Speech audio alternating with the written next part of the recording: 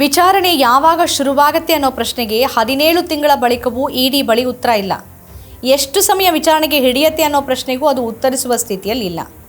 ಮತ್ತೊಂದು ಕಡೆ ಕೆಳ ನ್ಯಾಯಾಲಯಗಳು ಸತತವಾಗಿ ಜಾಮೀನನ್ನು ನಿರಾಕರಿಸುತ್ತಿವೆ. ಇದನ್ನು ಗಮನಿಸಿರುವ ಸುಪ್ರೀಂ ಕೋರ್ಟ್ ಮನೀಶ್ ಸಿಸೋಡಿಯಾ ಅವರಿಗೆ ಜಾಮೀನು ನೀಡಿದೆ.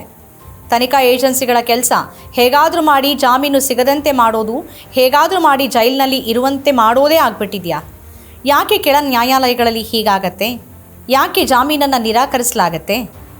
ಅಬಕಾರಿ ನೀತಿ ಪ್ರಕರಣದಲ್ಲಿ ಬಂಧಿತರಾಗಿದ್ದ ದೆಹಲಿ ಮಾಜಿ ಉಪಮುಖ್ಯಮಂತ್ರಿ ಹಾಗೂ ಆಮ್ ಆದ್ಮಿ ಪಾರ್ಟಿಯ ಹಿರಿಯ ನಾಯಕ ಮನೀಶ್ ಸಿಸೋಡಿಯಾ 17 ತಿಂಗಳ ನಂತರ ಶುಕ್ರವಾರ ತಿಹಾರ್ ಜೈಲಿನಿಂದ ಬಿಡುಗಡೆಯಾಗಿದ್ದಾರೆ. ವಿಚಾರಣಾ ನ್ಯಾಯಾಲಯದಿಂದ 2 ಬಾರಿ, ಹೈಕೋರ್ಟ್ನಿಂದ 2 ಬಾರಿ ಮತ್ತು ಸುಪ್ರೀಂ ಕೋರ್ಟ್ನಿಂದ 2 ಬಾರಿ ಜಾಮೀನು ರದ್ದುಗೊಂಡ ನಂತರ ಸಿಸೋಡಿಯಾ ಈಗ ಸ್ವತಂತ್ರರಾಗಿದ್ದಾರೆ. ಸಿಸೋಡಿಯಾ ಜೈಲಿನಿಂದ ಹೊರಬರ್ತಾ ಇದ್ದಂತೆ ಪಕ್ಷದ ಕಾರ್ಯಕರ್ತರು ಮತ್ತು ಮುಖಂಡರು ಅದ್ಧೂರಿಯಾಗಿ ಅವರನ್ನು ಸ್ವಾಗತಿಸಿದರು.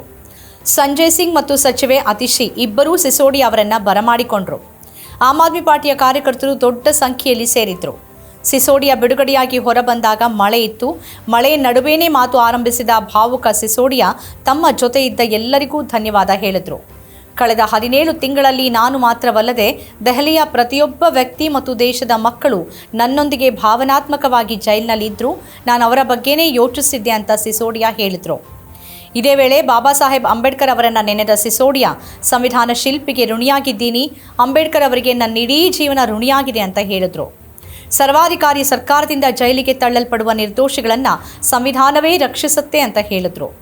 मेरा रोम रोम बाबा साहब के प्रति ऋणी हो रहा है. एक एक पल में समझ नहीं पा रहा हूँ कि आज इतने दिनों बाद, इतने वर्षों बाद बाबा साहब के प्रति कर्ज को हम कैसे उतारेंगे. उस वक्त उन्होंने तय कर लिया था कि आने वाले समय में अगर कोई तानाशाही सरकार आके निर्दोष लोगों को जेल में डालेगी तो संविधान इसको बचाएगा. ಇದು ಪ್ರತಿಯೊಬ್ಬರಿಗೂ ಭಾವನಾತ್ಮಕ ಕ್ಷಣವಾಗಿದೆ ಮತ್ತು ಸಂವಿಧಾನ ಮತ್ತು ಪ್ರಜಾಪ್ರಭುತ್ವದ ಶಕ್ತಿ ಕೇಜ್ರಿವಾಲ್ ಬಿಡುಗಡೆಗೆ ದಾರಿ ಮಾಡಿಕೊಡಲಿದೆ ಅಂತ ಸಿಸೋಡಿಯಾ ಹೇಳಿದರು. ಬಿಡುಗಡೆ ಆಗ್ತಾ ಇದ್ದಂತೆ ಕಾರ್ಯಕರ್ತರು ಸಿಸೋಡಿಯಾ ಅವರನ್ನ ಜೈಘೋಷ ಹಾಕಿ ಸ್ವಾಗತಿಸಿದರು. ಭಾಷಣದ ಬಳಿಕ ಸ್ವತಃ ಸಿಸೋಡಿಯಾ ಅರವಿಂದ್ ಕೇಜ್ರಿವಾಲ್ ಅವರಿಗೆ ಜೈಘೋಷ ಹಾಕಿದರು. ಸಂವಿಧಾನ ಮತ್ತು ಪ್ರಜಾಪ್ರಭುತ್ವದ ಶಕ್ತಿಯಿಂದಾಗಿ ನನಗೆ ಜಾಮೀನು ಸಿಕ್ಕಿದೆ ಮತ್ತು ಅದೇ ಶಕ್ತಿ ದೆಹಲಿ ಮುಖ್ಯಮಂತ್ರಿ ಅರವಿಂದ್ ಕೇಜ್ರಿವಾಲ್ ಅವರ ಬಿಡುಗಡೆಗೂ ಕಾರಣ ಆಗಲಿದೆ ಅಂತ ಹೇಳಿದರು.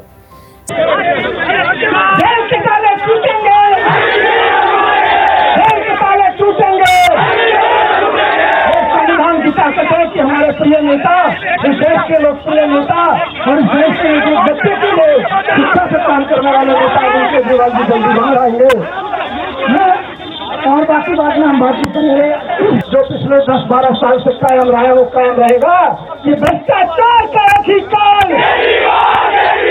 भ्रष्टाचार का एक ही काल. ಸಂಜಯ್ ಸಿಂಗ್ ಅವರನ್ನ 2 ಕೋಟಿ ಲಂಚ ತೆಗೆದುಕೊಂಡ ಆರೋಪ ಹೊರಿಸಿ ಜೈಲಿಗೆ ತಳ್ಳಲಾಗಿತ್ತು. ಆದರೆ ಅದರ ಬಗ್ಗೆ ಯಾವುದೇ ಪುರಾವೆನೇ ಇರಲಿಲ್ಲ. ಸುಪ್ರೀಂ ಕೋರ್ಟ್ ಎದುರು ಒಂದೇ ಒಂದು ಪುರಾವೆ ಇಡೋಕೆ ಇಡಿಗೆ ಸಾಧ್ಯವಾಗಲಿಲ್ಲ. ಕಡೆಗೆ ಸಂಜಯ್ ಸಿಂಗ್ ಅವರಿಗೆ ಜಾಮೀನು ದೊರಕಿತ್ತು. ಈಗ ಸಿಸೋಡಿಯಾ ಅವರಿಗೆ ಜಾಮೀನು ಸಿಕ್ಕಿರೋದು ಯಾವಾಗ ವಿಚಾರಣೆ ಮುಗಿಯುತ್ತೆ ಅನ್ನೋ ಪ್ರಶ್ನೆಗೆ 17 ತಿಂಗಳ ನಂತರವೂ ಇಡಿ ಮತ್ತು ಸಿಬಿಐ ಬಳಿ ಉತ್ತರ ಇರದ ಕಾರಣಕ್ಕೆ.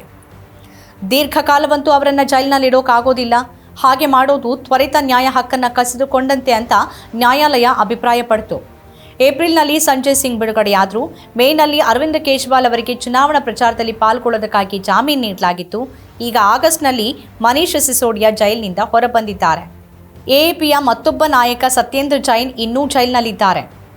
ಸಂಜಯ್ ಸಿಂಗ್ ಹೊರಬರ್ತಾ ಇದ್ದಂತೆ ಸರ್ಕಾರದ ವಿರುದ್ಧ ಆಕ್ರಮಣಕಾರಿ ವಾಗ್ದಾಳಿ ಶುರು ಮಾಡಿದ್ರು. ಈಗ ಸಿಸೋಡಿಯಾ ಬಿಡುಗಡೆ ಆಗಿರೋದು ಎಎಪಿಗೆ ಬಹುದೊಡ್ಡ ಸಂಗತಿ. ಈ ನಡುವೆ ಕೇಜ್ರಿವಾಲ್ ಇನ್ನೂ ಜೈಲಿನಲ್ಲೇ ಇರೋದು ಎಎಪಿಗೆ ನೋವಿನ ಸಂಗತಿಯಾಗಿದೆ. ಇಡಿ ಪ್ರಕರಣದಲ್ಲಿ ಅವರಿಗೆ ಜಾಮೀನು ಸಿಕ್ಕಿದ್ರೂ ಸಿಬಿಐ ಅವರನ್ನು ಬಂಧಿಸಿದೆ. ಸಿಸೋಡಿಯಾ ಹೊರ ಬಂದಿರೋದ್ರಿಂದ ಆಮ್ ಆದ್ಮಿ ಪಾರ್ಟಿ ಈಗ ಹೊಸ ಶಕ್ತಿಯನ್ನು ಪಡೆಯಬಹುದು, ತೀವ್ರ ಸ್ವರೂಪದಲ್ಲಿ ಹೋರಾಟ ನಡೆಸಬಹುದು. ಸಿಸೋಡಿಯಾ ಪುನಃ ಮಂತ್ರಿಯಾಗುವ ಅವಕಾಶ ಪಡಿತಾರ ಅನ್ನೋದನ್ನು ಕಾದು ನೋಡಬೇಕಾಗಿದೆ. ಸಂಜಯ್ ಸಿಂಗ್ ಬಿಡುಗಡೆಯಾದಾಗಲೂ ಮೊದಲು ಕೇಜ್ರಿವಾಲ್ ಪತ್ನಿ ಸುನೀತಾ ಅವರನ್ನು ಭೇಟಿಯಾಗಿದ್ರು. ಸಿಸೋಡಿಯಾ ಕೂಡ ಸುನೀತಾ ಅವರನ್ನ ಕಂಡು ಮಾತಾಡಿಸಿದ ಬಳಿಕವೇ ತಮ್ಮ ಮನೆಗೆ ತೆರಳಿದ್ರು. ಅಬಕಾರಿ ಹಗರಣ ಅನ್ನೋ ನೆಪ ಇಟ್ಕೊಂಡು ಇಷ್ಟೆಲ್ಲ ನಾಯಕರನ್ನ ಬಂಧಿಸಿದ ಬಿಜೆಪಿ ಸರ್ಕಾರ ಕಡೆಗೂ ಮಾಡಿದ್ದೇನು ಅನ್ನೋ ಪ್ರಶ್ನೆ ಹಾಗೇ ಇರುತ್ತೆ. ಇಷ್ಟು ಸಮಯದ ನಂತರವೂ ಯಾರ ವಿರುದ್ಧವೂ ಯಾವ ಪುರಾವೆಯೂ ಇಲ್ಲ. ಚುನಾವಣೆಗಳು ಬರ್ತಾ ಇದ್ದಂತೆ ವಿಪಕ್ಷ ನಾಯಕರನ್ನ ಜೈಲಿಗಟ್ಟಿ ತನ್ನ ಗೆಲುವಿನ ಹಾದಿ ಸುಗಮ ಮಾಡಿಕೊಳ್ಳುವ ಸರ್ಕಾರ ಬೇರೇನನ್ನೂ ಮಾಡಲಿಲ್ಲ. ವಿಚಾರಣಾ ನ್ಯಾಯಾಲಯ ಮತ್ತು ಹೈಕೋರ್ಟ್ನಲ್ಲಿ ಮತ್ತೆ ಜಾಮೀನನ್ನು ನಿರಾಕರಿಸಲಾಯಿತು. ವಿಚಾರಣೆ ಸಂದರ್ಭದಲ್ಲಿ ಕೆಳ ನ್ಯಾಯಾಲಯಗಳನ್ನು ಸುಪ್ರೀಂ ಕೋರ್ಟ್ ತೀವ್ರ ತರಾಟೆಗೆ ತೆಗೆದುಕೊಂಡಿದೆ.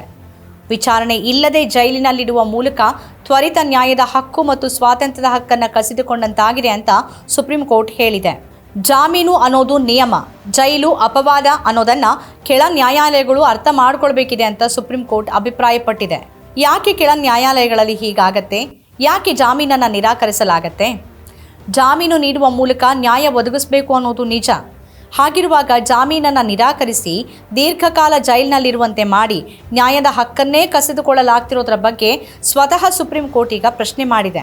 ಕೆಳ ನ್ಯಾಯಾಲಯಗಳು ಅನುಸರಿಸಿದ ಈ ಸೇಫ್ ಆಟದ ಕಾರಣದಿಂದಾಗಿ ಸಿಸೋಡಿಯಾ 17 ತಿಂಗಳ ಕಾಲ ಜೈಲಿನಲ್ಲಿರಬೇಕಾಯಿತು ಅನ್ನೋದನ್ನು ಸುಪ್ರೀಂ ಕೋರ್ಟ್ ಗಮನಿಸಿದೆ.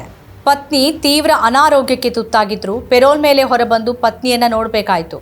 ಅವರ ಕುಟುಂಬ ಪಟ್ಟ ಯಾತನೆ ಒಂದು ಕಡೆಯಾದರೆ, ಒಬ್ಬ ಮಂತ್ರಿಯನ್ನ ಯಾವ ಪುರಾವೆನೂ ಇಲ್ಲದೆ ಇದ್ದಾಗ ಜೈಲಿಗೆ ಕಳಿಸಿರೋದ್ರಿಂದ ಆಗಿರೋ ನಷ್ಟಗಳ ಬಗ್ಗೆ ಯಾರು ಉತ್ತರಿಸ್ತಾರೆ?